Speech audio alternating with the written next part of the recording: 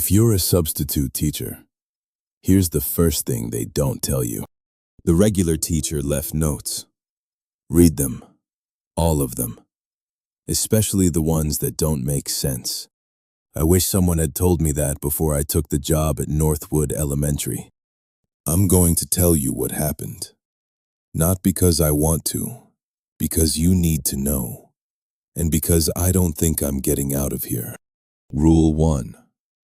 When a child says something strange, write it down. Don't laugh. Don't say, "That's silly." Write it down. On my first day, a boy named Marcus raised his hand. 7 years old, gap-toothed. Normal kid. "Miss T," he said, "who is the man who stands at your window every night?" I laughed. "I don't have a window in this classroom, Marcus." He pointed to the back of the room. "That window. There is no window at the back of Mrs. Calhoun's classroom. There's a bulletin board, construction paper, a border made of cartoon apples." I looked at Marcus. He was still pointing. "Marcus, that's a wall." He put his hand down, looked at his desk. Didn't say another word the rest of the day. I didn't write it down. I should have written it down. Rule 2. Never stay after dark. On my third day, I stayed late, grading papers. The janitor left at 4. I was alone. At 6:30, I heard something. Not footsteps. A chair. Moving. In the classroom next door. I walked to the door. Looked down the hall. Empty. Just the flag. Just the bulletin boards. But the door to Mrs. Patterson's room, the 4th grade classroom at the end of the hall, was open. And the lights were on. Mrs. Patterson retired last year. Her room has been used for storage since June. I walked down the hall. Got to the door. Looked inside. Empty. Just boxes. Just old desks. Just a chalkboard with something written on it. "Welcome back, Mrs. Calhoun." The handwriting was small, neat. Teacher handwriting. Mrs. Calhoun hasn't been in that building since September. I closed the door. Walked back. Packed my bag. Turned off the lights. That's when I noticed the window. The one Marcus pointed to. The one that isn't there. It was there now. A window. In the wall. Looking out onto the playground. The swing set was moving. No wind. Just the swings, back and forth. There was a face on the other side. A woman. Dark hair. Teacher clothes. Smiling. I ran. Rule 3. The delivery drivers. On my second day, a man came to the classroom door. Delivery. A package from Mrs. Calhoun. He asked me to sign. I signed. He left. Later, I read the note on the package. The driver had written, "Received by mail at door." He did not speak. I am not male. I was the only person in that room. I asked the office about it. They said no delivery had been logged. Security footage showed no one at the front door between 2 and 4. But the note was real. I still have it. Here's what I didn't tell you. The hard event. The thing that changed everything. Day 5. Morning. I was taking attendance. 22 students. I called each name. 22 voices said, "Here." Then I looked up. There were 23 children in the room. A girl I didn't recognize. Sitting in the back row. Next to the bulletin board. Next to the wall where the window shouldn't be. The window was there. In the morning. In daylight. And the girl was looking at me. smiling. The same smile I saw on the face in the window. I looked at my attendance sheet. 22 names. I counted the children again. 23. "Who are you?" I asked. The girl didn't answer. She just pointed at the window. I walked to the back of the room. The window showed the playground. The swings were still moving. But something else was there now. A woman, standing by the swing set, waving. She looked like me. I turned around. The girl was gone. 22 children. Everyone accounted for. Marcus raised his hand. "Miss T," he said, "you shouldn't have looked." "Why not?" "She sees you now. She knows your face. She's going to come through." "Who?" "The woman in the window. Mrs. Calhoun. She's been trying to get out for months, but she needs someone to take her place." I looked at the window. The woman was gone, but the glass was different. There was a crack. From the inside, something had been pushing. Rule 4. The building is wrong. I found the blueprints in the principal's office. Northwood Elementary was built in 1972. 3 wings, 18 classrooms. Mrs. Calhoun's room is supposed to be 12 meters from the exterior wall, but the exterior wall is 14 meters away. There are 2 meters of space between her classroom and the outside of the building. Space that isn't on any blueprint. Space that shouldn't exist. I asked the custodian about it. Old man. Been there 30 years. "That room," he said. "We don't talk about that room." "Why not?" He looked at me.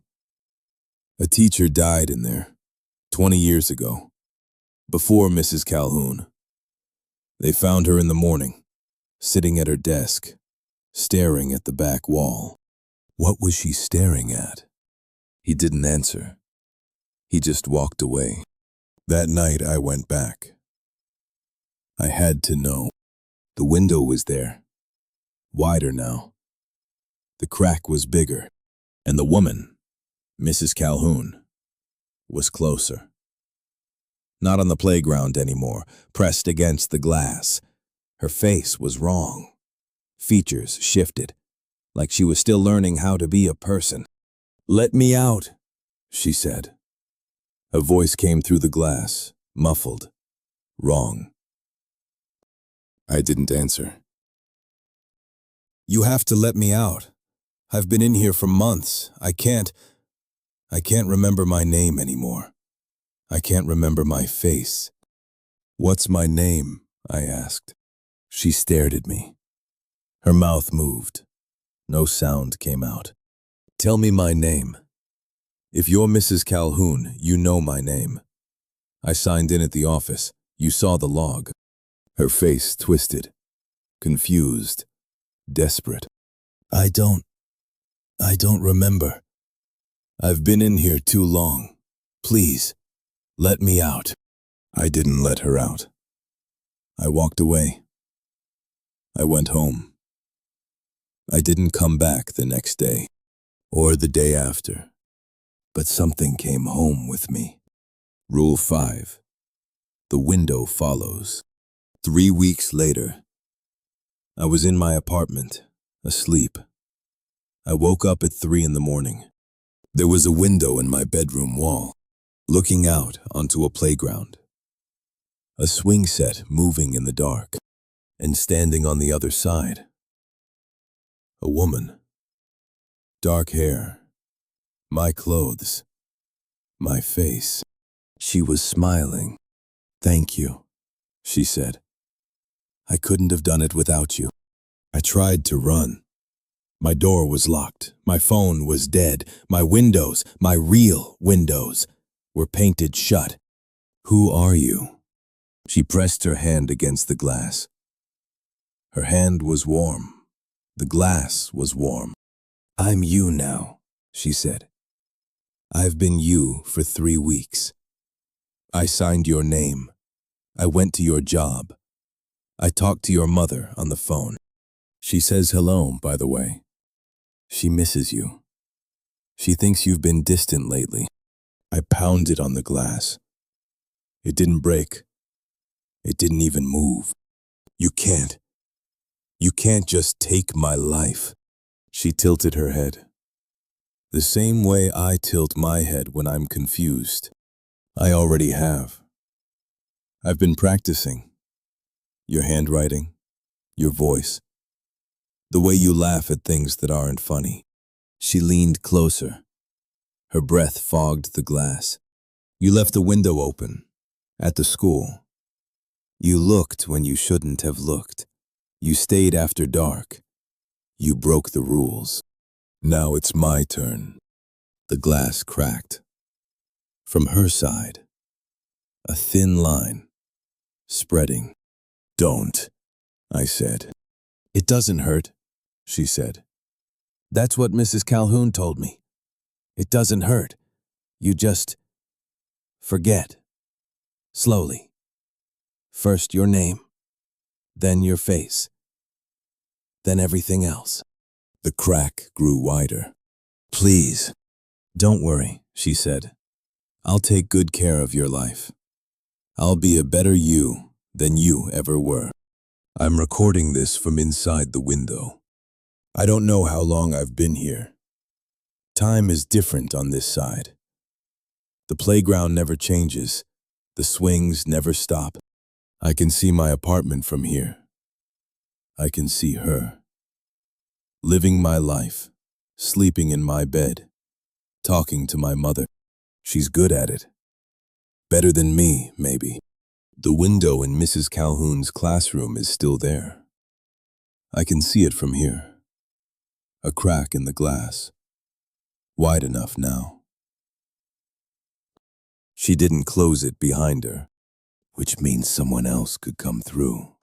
Someone else could break the rules. Stay after dark. Look when they shouldn't look. Someone else could take her place. I'm not going to tell you not to do it. That's not why I'm recording this. I'm recording this because I want you to know what it's like on the other side. The window is always there, even when you can't see it, even when you're at home, even when you're asleep. It's watching, and it's waiting for someone new. The crack is getting wider. I can see my apartment again. She's not there right now. She's at work, living my life. The window is open.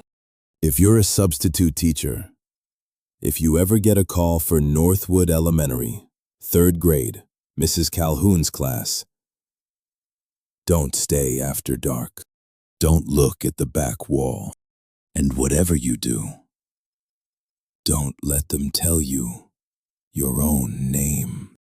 Because if they know it, they can take it. I can't remember my...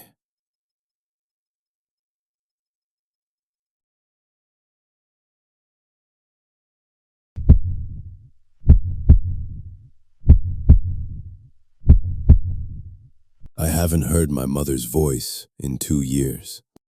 The stroke took that first. Before the movement, before the memory. Before she stopped recognizing me some days. The first thing to go was her ability to form words. She can make sounds, moans, cries. Sometimes a laugh that comes out broken and wrong. But not words. Never words.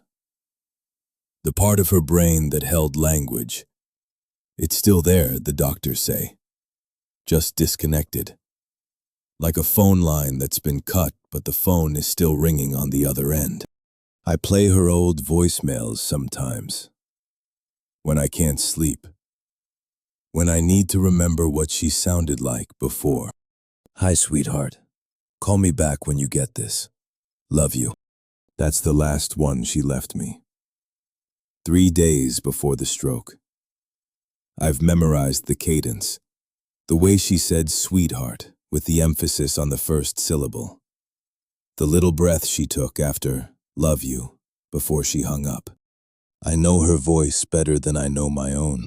Last Tuesday, I came home from the grocery store. I opened the front door, put the bags on the counter, and I saw the table, set for two. Plates, forks, glasses, napkins folded neatly. A candle in the middle that I've never seen before. I live alone. My mother is bedridden in the next room. She cannot walk. She cannot stand. She cannot set a table. I stood there for a long time, staring at those two plates.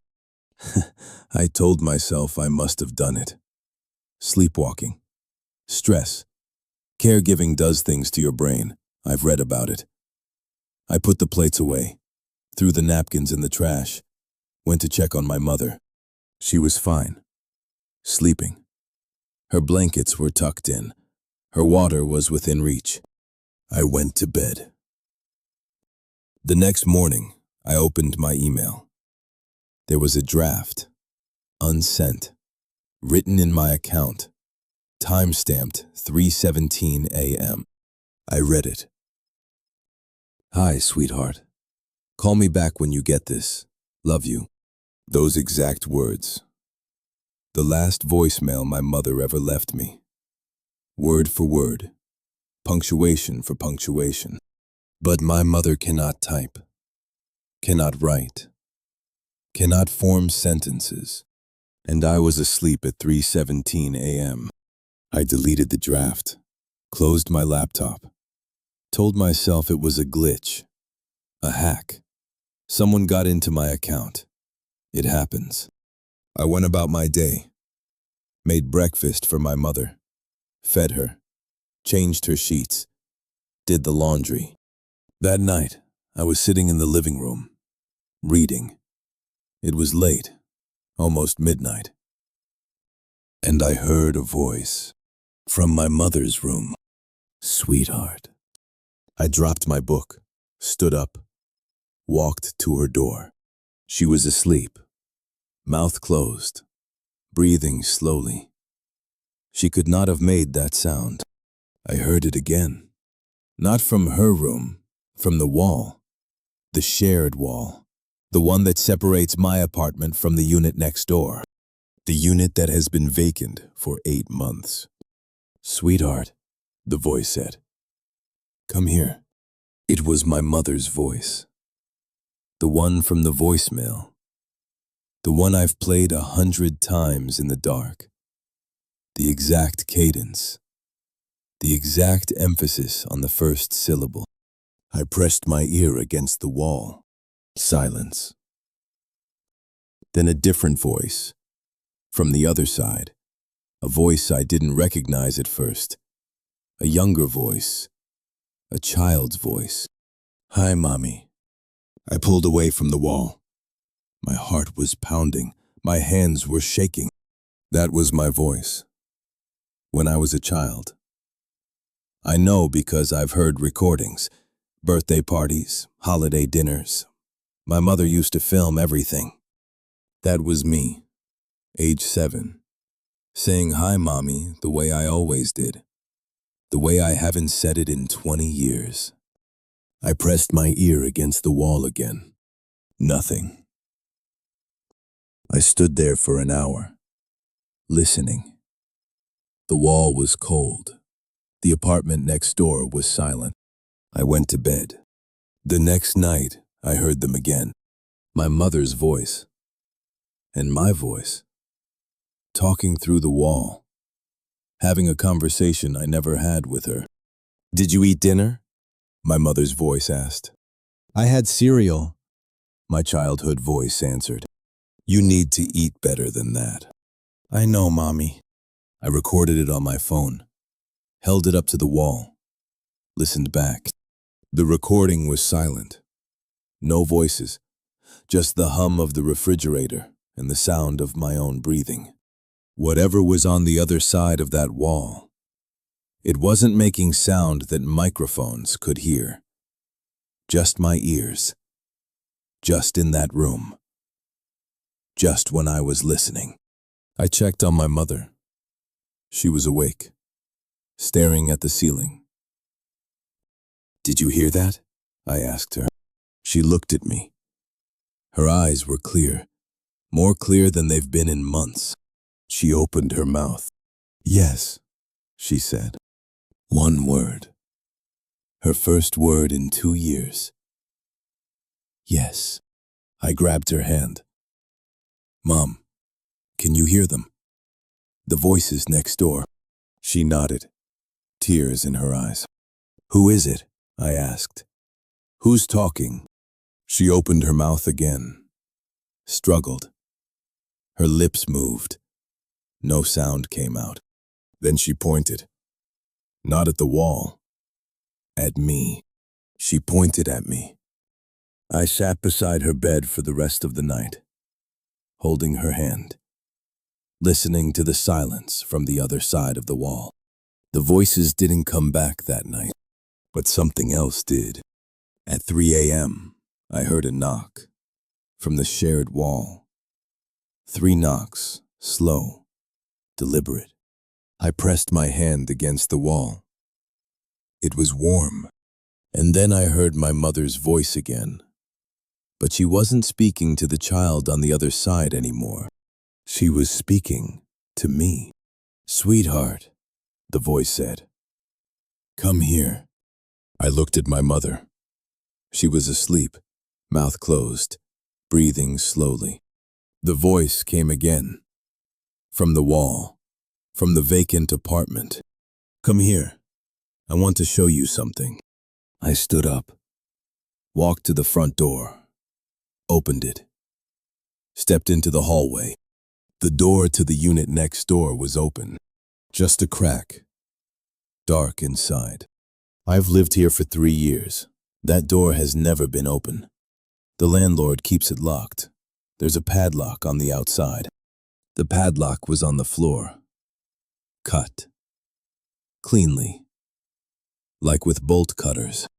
I stood in the hallway, staring at that crack of darkness.